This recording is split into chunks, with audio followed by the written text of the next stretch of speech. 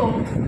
আমি আপনাদের সামনে সূরা ফুরকান 25 নম্বর সূরা 63 থেকে 72 নম্বর আয়াত পর্যন্ত সরল ভাষায় অনুবাদ করব। পরম করুণাময় দয়াবান আল্লাহর নামে শুরু করছি।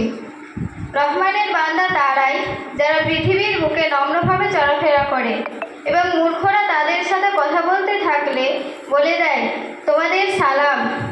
তারা নিজেদের রবের সামনে সিজদায় অবনত হয়ে ও দাঁড়িয়ে রাত কাটিয়ে দেয়। তারা দোয়া করতে থাকে, হে আমাদের রব, জাহান্নামের আযাব থেকে আমাদের বাঁচাও।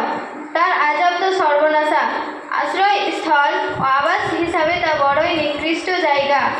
তারা যখন ব্যয় করে তখন অযথা ব্যয় করে না এবং কার্পণ্যও করে না, বরং উভয় প্রান্তিকের মাঝামাঝি তাদের ব্যয় ভারসাম্যের উপর প্রতিষ্ঠিত থাকে। তারা আল্লাহ ছাড়া আর কোনো উপাস্যকে ডাকে না। আল্লাহ যে প্রাণকে হারাম করেছে কোনো সঙ্গত কারণ ছাড়া তাকে হত্যা করে না এবং ব্যভিচার করে না। এসব যেই করে সে তার গুনাহের শাস্তি ভোগ করবে। কিয়ামতের দিন তাকে উপর্যুপরি শাস্তি দেওয়া হবে এবং সে সেখানেই পড়ে থাকবে চিরকাল লাঞ্ছিত অবস্থায়।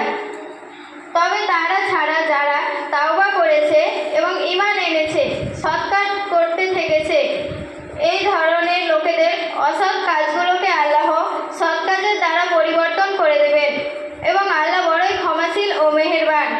যে ব্যক্তি তওবা করে সৎ কাজের পথ অবলম্বন করে সে তো আল্লাহর দিকেই ফিরে আসার মতোই ফিরে আসে। যারা মিথ্যা সাক্ষ্য দেয় না এবং কোনো বাজে জিনিসের কাজ দিয়ে অতিক্রম করতে থাকলে ভদ্রলোকের মতো অতিক্রম করে যায়।